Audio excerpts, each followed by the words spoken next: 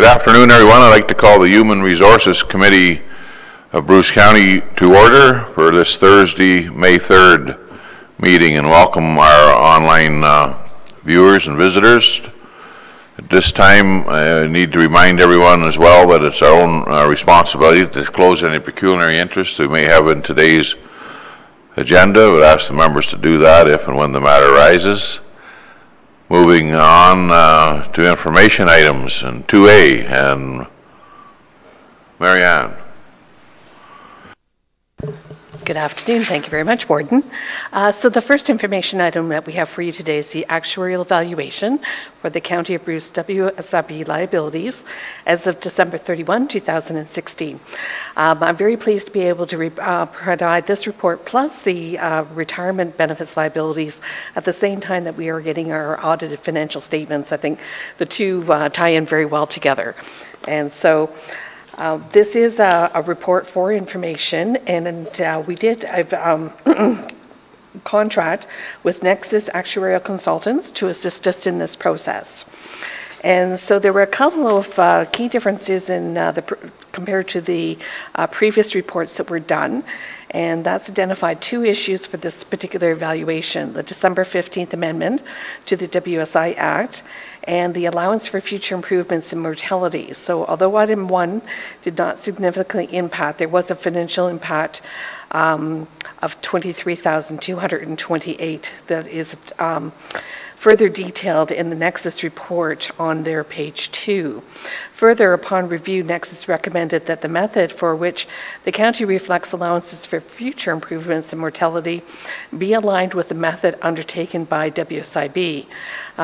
So what we're trying to basically do is mirror the same way that WSIB would have accrued their liability had we remained with WSIB. And that was a more substantial impact on this particular report. There was a one-time significant impact of $364,000, which reflects the present value for all future years at this time. Turning our attention to the lost time injuries, which are outlined in the report, the county's experience for lost time injuries in 2016 is significantly lower than 2014. Sorry, Mr. Chair, I need to interrupt. Sorry, Director Nero, could you pull the report up so the viewing public can see where we are? Thank you. Thank you very much. So the 3 incidents higher than 2015. The estimated cost for the 2017 new injuries is 0.96%, less than 1% of payroll. And again, that's in our attached report from Nexus on page 9 of the estimated 2017 gross payroll of $35.8 million. As a Schedule 2 employer, the county established a WSIB reserve and also carries catastrophic insurance. The balance of the reserve as of January 1, 2016 was $175,423.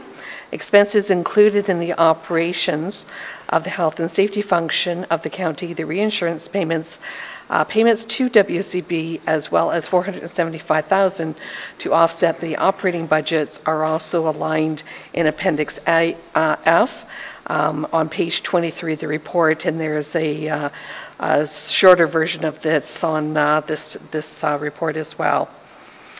So the review identified the total WSIB liabilities for the same period totaled to $312,058 to reflect a deficit of $781,695. This reflects our position at the end of the year of 66% funded. The evaluation and the actuarial loss were reported in the county's 2017 financial statements. There are, again, just to reiterate again, it is notable that there were 3 primary reasons for the reverse reflex of reduction in the reserve from 105% funded to 66% funded, as previously noted in the last report. The allowance for the future improvements changed method and one-time significant impact of $387,228. Allocation of salaries not previously expensed to human resources but not previously expensed to health and safety. Transfer to operating of $475,000. It is notable that the operating transfer did decrease in 2017 from $450,000 to $250,000, which will support the growth of the reserve in the future. The expected future WSIB payments for lost time injury are compared in Appendix A. The county has a very low frequency of lost time injuries, and although it increased to 9 in 2016 from 5 in 2015, it remains significantly lower than the 23 reported in 2014. The weighted average of the lost earnings, healthcare benefits, survivor benefits, and non-economic benefits has decreased from 55% at the last evaluation to 30%, reflecting future improvements and a reflection that staff is doing a good job in managing the WSIB claims and being proactive to ensure claims do not occur in the first place. The actuarial updates report December 21, 2017, 18, and 19, as per attached on page 11, indicates the actuarial gains and losses for the county. The net actuarial loss for the county from December 31 valuation is $271,002. It's notable that the report would have noted an increase without that one-time adjustment of $134. So again, you do have the report before you from the Nexus Actuarial Consultants Limited. This staff report is just a quick overview of that report, and the staff report is to be received for information.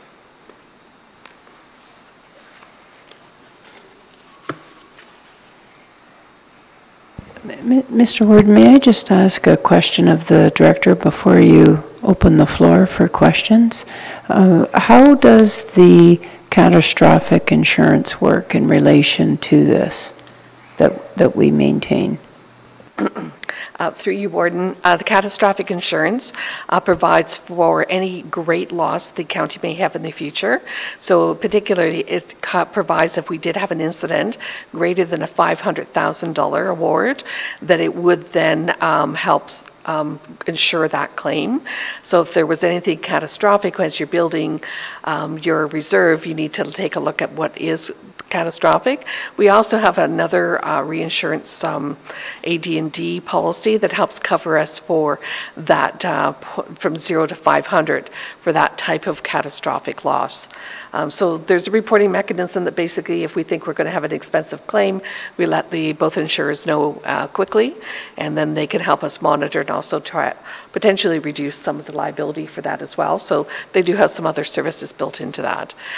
When Nexus looked at this report, they are aware of those reinsurances policies. So a couple things. Right now, obviously, there's a shortfall in the WSIB. Will that be made up over, say, 4 or 5 years with the less transfer from 475 to 250? Is that one way, or are you, I know that's not in the recommendation.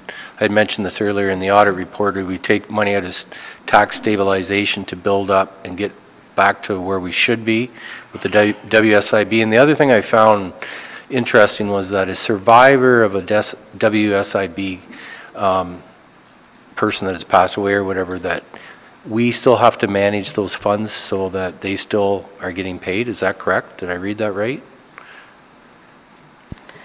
Through you, Warden. So we really are a pay-as-you-go program. So what WSIB would normally pay, whether they decide to pay out a life benefit in the event of a death, whether they have an ongoing pension entitlement, a one-time lump sum payment, we pay that out of pocket. And so that's why that reserve was initially set up. And also, most municipalities find that being a Schedule II employer puts them at a greater risk, and they're not comfortable with that. And that's why we go out and get the reinsurance policies as well. So it just gives us that little bit of a buffer. But one of the other things that is noted in this report for Nexus is that compared to being a Schedule I employer, we're still seeing significant improvements in our cash value for what we're doing. So the recommendation is still remain as a Schedule II employer because we are still saving considerable amounts of money remaining as a Schedule II. As far as where the reserve is, obviously it has come down. The offset from the 450 to the 250 will not be enough to get us caught up. We would have to take other action. And so really the determination for this committee that we can certainly bring a report back to once we receive direction is where are we comfortable having that reserve. So there was a couple of years ago a recommendation to have the reserve fully funded. And so the question is, are we happy at 50? Are we happy at 66? Are we happy at 75? Or do we want to go back up to 100? And as you know, we are at one point we're at 104. So where's our comfort with that, knowing that we have the insurances in place? And once we have that, we could put together a plan for how we could bring that reserve back up to the point that we want to get to.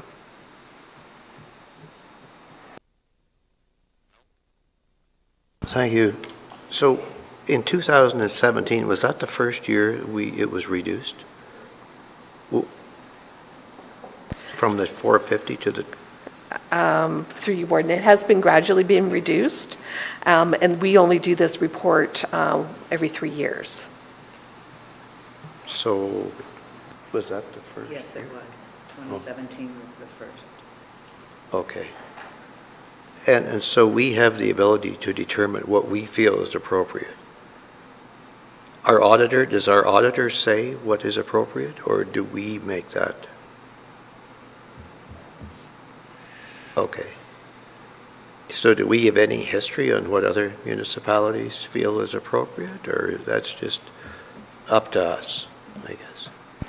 Through you, Warden, we have not done a survey as to where others are. We've taken this method of reporting to meet our PSAP regulations that we have to abide to.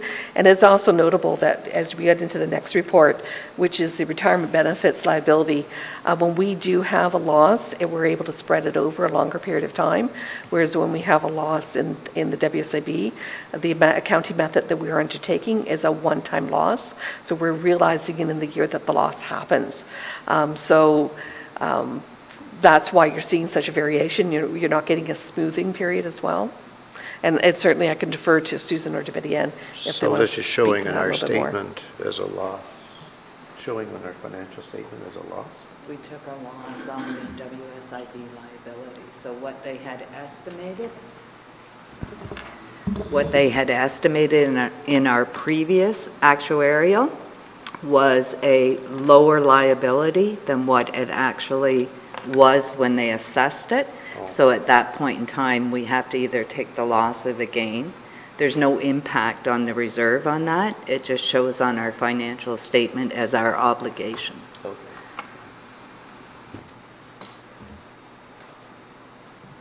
So through you, Mr. Warden, the suggestion about the survey, if committee wish staff to do that, we could engage with the Western Wardens. It would be comparing apples to apples, I think.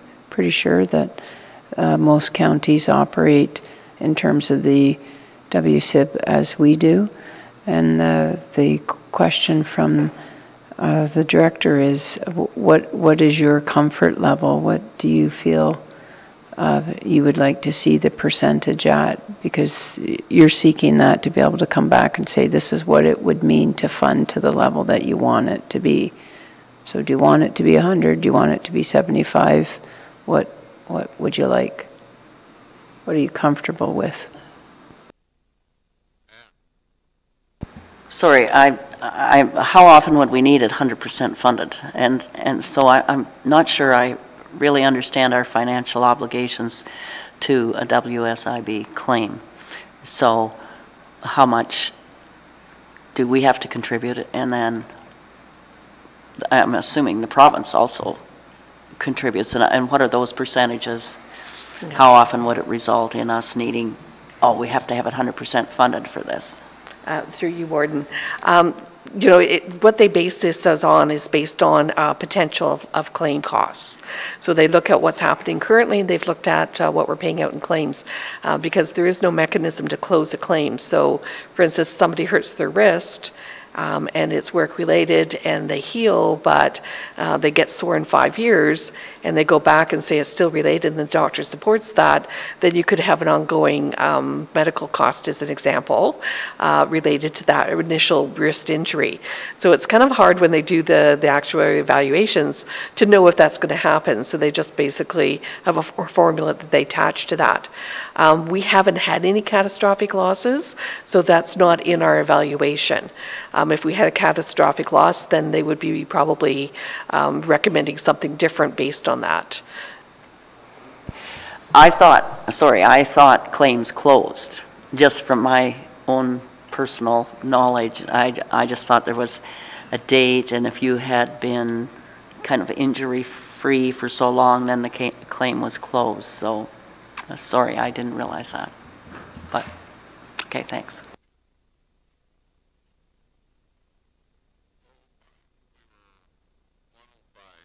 We had 104, 105%, I think you said. And over the years, we've slipped down to 66. So, was there a dollar to make, for us to get back to 100%? Was that the number I'm hearing? And like, was that another 425,000 we have to put in each year to get it back to 100? Is that the number? Is that where that number's coming from? Through you, Warden. Well, I think it You really want that reserve to be back to 100%? Yeah, how much money? We would definitely do a projection over 3 years probably, when the next actuarial is due, and try and head it towards the 100%. However, that would have a significant impact on our budget annually to do that all at once, or even in 3 years. That needs to be kind of the goal to get to. Yeah, that makes good sense, but I guess I was wondering, what was that? What is If that you one-time choose payment to be get 100? 100%. Is that where that 425,000 number is? We have to put 425,000 annual to get it over to the 100? Actually, You don't have that number. we've been working with HR and trying to put different scenarios together for the projections. So we were kind of looking for direction as to what you want to see it funded at, and then we'll give you some scenarios to get there and how long it would take and what steps we would need to do and what the annual impact on your budget's going to be. Like, to raise that, I wish I had my Surface. It's a significant impact just to raise it a couple % on the Well, that's what I was budget. getting at, so I don't know that we'll ever get back to 100 again, but I wanted to see the number. So I'm wondering if we should look at what Susan is saying. You bring us back, what's it gonna cost us annually to get back to 75, maybe to 80, and maybe 100, over a 3-year period? So we could provide you with some of that data before you make your decision if you want, and then you can see what it's going to take to get there. Yeah. Is that okay with everyone? What we want it funded at, I guess. If we want it to be funded at 80%, then it's a lot different than we want to be funded at 100%. So I guess we have to determine where we want it funded. And Dave? Yeah, I agree. I'm not sure we need to be at 100% when we have that other insurance along with it. So just a stab in the dark, I would say 75 to 80% would be it. But I think it'd be a good idea to get those numbers. So through you, Mr. Warden, would there be an appetite for staff to return with 75, 80, and 85 and show you what that means? And then if you want something different, staff could return with things above 85? And the 100 too, why not? yeah, See, why not do it all. So 70, because it takes work for each scenario, so. Right, go 90, 95, Would there be agreement to staff returning with 75, 80, 85, 95, and then 100? You would be good, 80, 90. 80, 90, Try the 110%. Okay. Whatever you're funded at 110%. okay. So this won't be over 1 year. Like, we will take it over a reasonable amount of time to provide that type of scenario. Everyone good with that? So the recommendation today is the actuary evaluation, the County of Bruce WSIB liabilities as of December 31st, 2016. Report is for information. Moving on. Are we? What? What's next? Way down.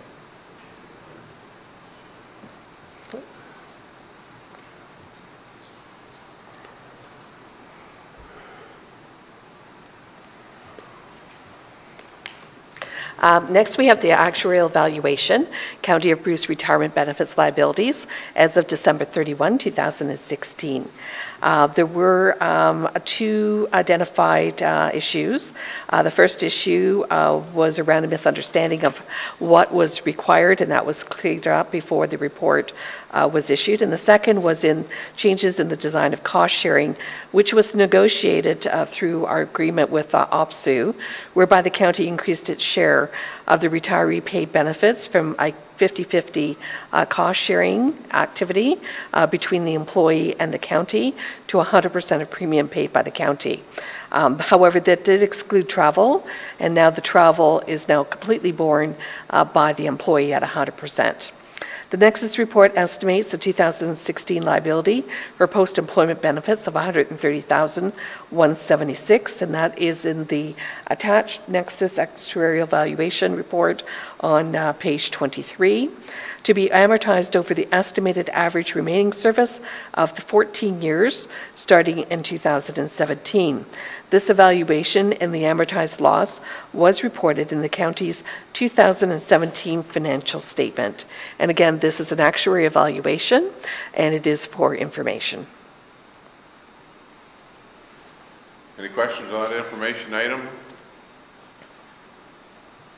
Ann?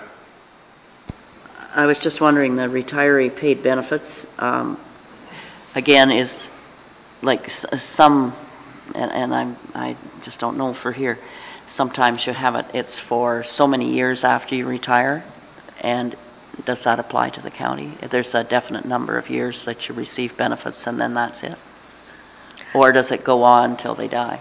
Okay. Through you, Gordon. This is actually for our early retirees, and so if you decide to return early and take your owner's pension, you would be eligible for benefits. And again, this is just full-time people, staff members, from age 55 to age 65, and that stops. So we don't do anything after the age 65. Yeah. So this is really based on how many current retirees we have that are opting for that. It was strategic for us to negotiate that with OPSU, and there was a rationale behind it, and hopefully some cost savings in other areas to offset it. Yeah, so that's pretty standard. Thanks. Through you, Mr. Warden, Marianne, would you mind advising the years of service that someone has to have with the county in order to be deemed a county retiree? Through you, Warden, off the top of my head, I haven't looked at the policy recently. I believe it's 20 years of service. I would double check that. It might be 15, but I definitely know it's 20 or greater. Yeah.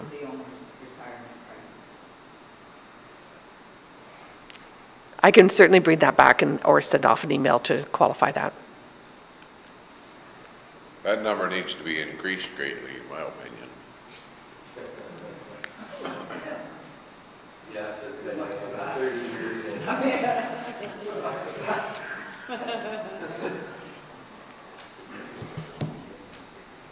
So that recommendation was the actuary valuation County of Bruce retirement benefits liabilities as of December 31st, 2016.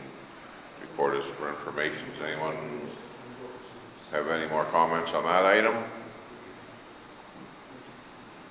Betty Ann, or who are you pointing at? Mitchell? Oh, sorry. Yeah. That's it. Did you have something to say? Well, no, sir. Yeah. Okay, well, nothing further on that.